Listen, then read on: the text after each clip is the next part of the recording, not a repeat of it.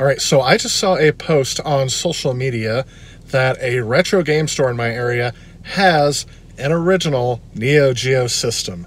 I believe it's the AES, not a consoleized version of the, what is it called, NVS. So I called them, they said no holds, I have to wait till I get there. They posted the price online, which yes, is a bit high, but it's cheap for what I usually see these for, so I'm gonna go ahead and try to get there as quick as I can. I almost didn't want to record this video beforehand, but I'm gonna head off now and see if I can get it. So let's go ahead and see what they got.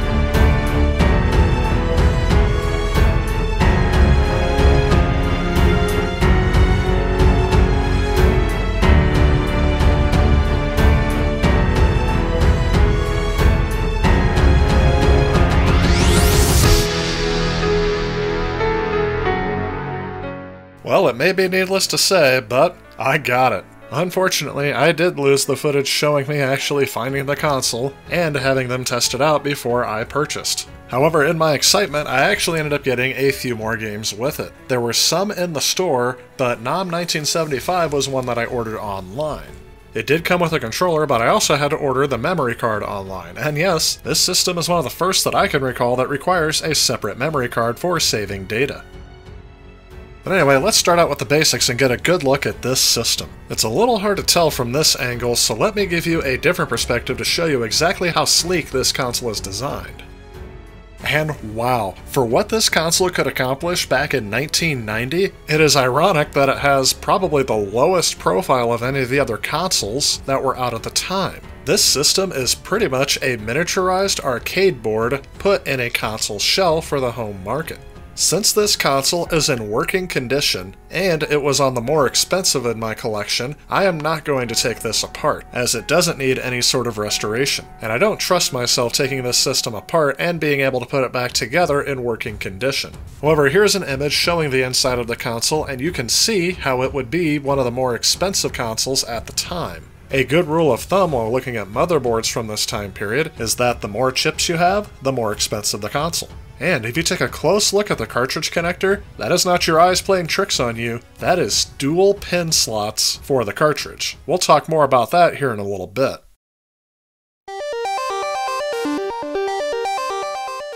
One thing I think is kind of hard to show in this video is just the scale of everything that this system has, from the system itself to its cartridges. And speaking of the cartridges, they came in this kind of padded plastic box.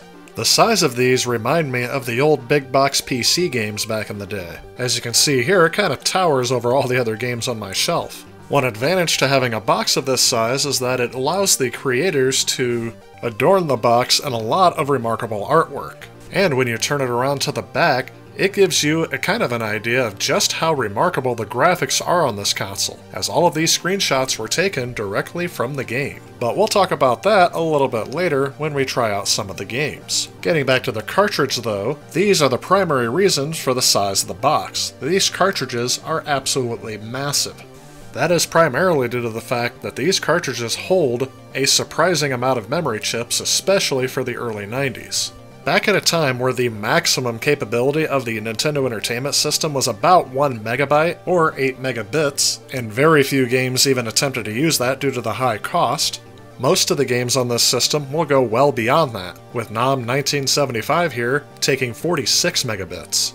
And as it lists at every single startup screen and on the console itself, it has a maximum of 330 megabits, even though memory bank switching would allow a lot more.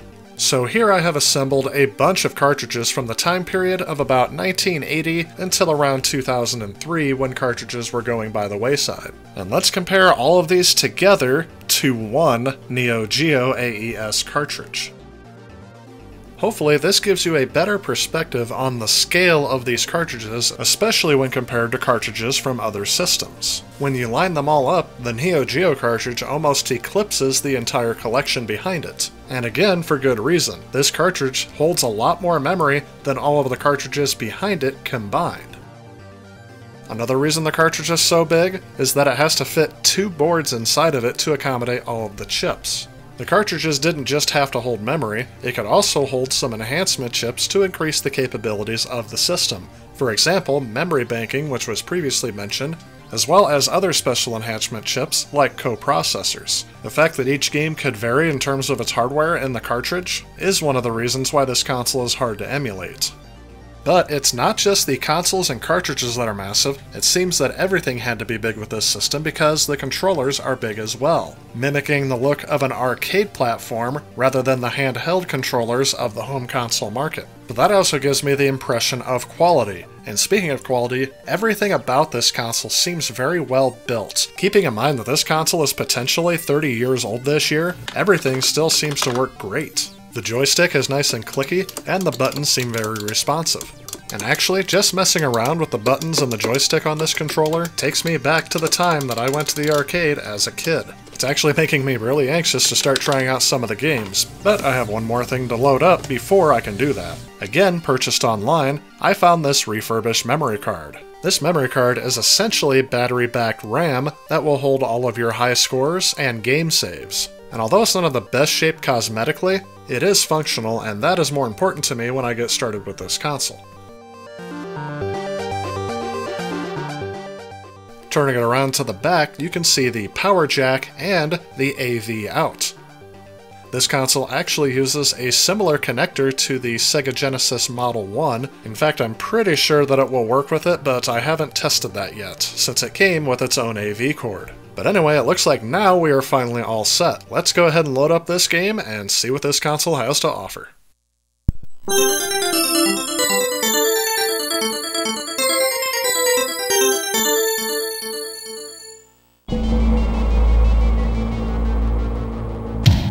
Summer 1975. A nightmare awaits me. I am being recalled to Nocturne headquarters. Do I have to go back to the hell again?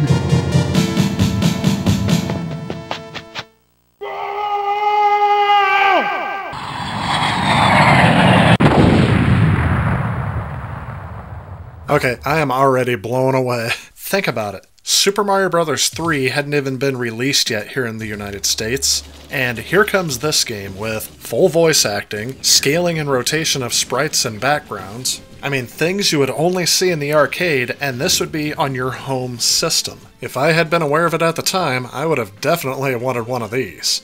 But it would have been prohibitively expensive. I mean, I just never would have got one. Its retail price, back in April of 1990, was $649. That's about $1,220 in the United States here in 2019. And that would have included this game, which was a launch title for the system, or the other option was Baseball Stars Professional, which I don't have. But anyway, getting back to how this game looks, I mean, this is just astounding, especially considering everything else that was available in the home market at the time. I mean, this just blows the competition away in terms of graphics and sound. I mean, you couldn't even get much better in the arcade at this time. One thing I noticed right away was just how smooth the characters walk along the screen. Their footsteps are very smoothly animated, which was something that couldn't be done on another home system because of the lack of available cartridge space. Getting into the gameplay though, is this game actually any good? Well, my initial impression is, yeah. I mean, this is a very good introduction to this system. The controls are simple and easy to get used to once you've gotten through it, but they are difficult to master and provides a lot of challenge all throughout gameplay. The only quirk that I found with the gameplay is that you cannot run and shoot at the same time. Also, you have to hold down another button to run across the screen, which actually took me a little while to figure out, and was something I was still getting used to by the time I was done playing this game for this initial impression. One thing I think would enhance this game is playing it with a second player. That way you can be a bit more motivated to try to figure out how far you can both get through the game. I really like that you can do this co-op style, which would have been the style of arcade games at the time, so you can get double the amount of money. There are some areas where you can tell they were designed to eat your quarters, but since this isn't costing me any more with each playthrough, I actually don't mind it here. Overall, I found this game a great first impression for the console, and it would have been a more than adequate launch title back in 1990.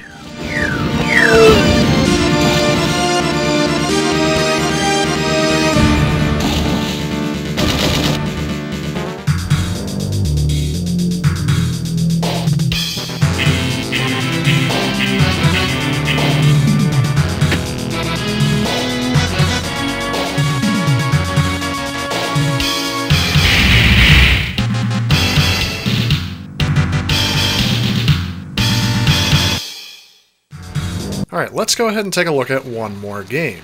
This is Ghost Pilots, and it's another shooter game, but it is one of those arcade vertically scrolling shooters that were very popular in the late 80s, early 90s. And I had a very good impression with this game as well, but I especially like that it gives you a brief rundown of the controls before it launches you directly into the action.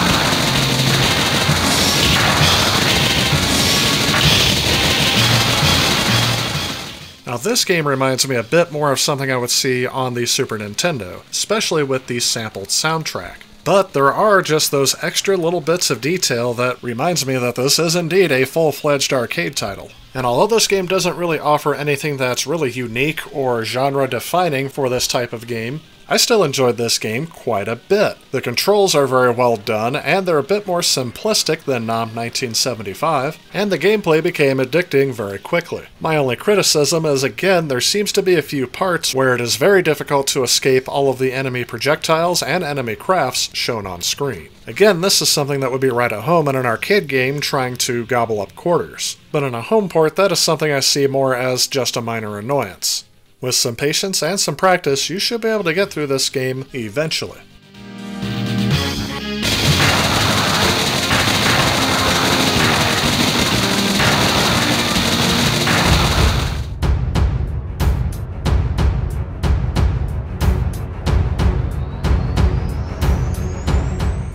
So overall, my initial impression of this console is that it does live up to its reputation. I mean, I could see almost no difference between some of the arcade titles out at that time and the titles offered on this console.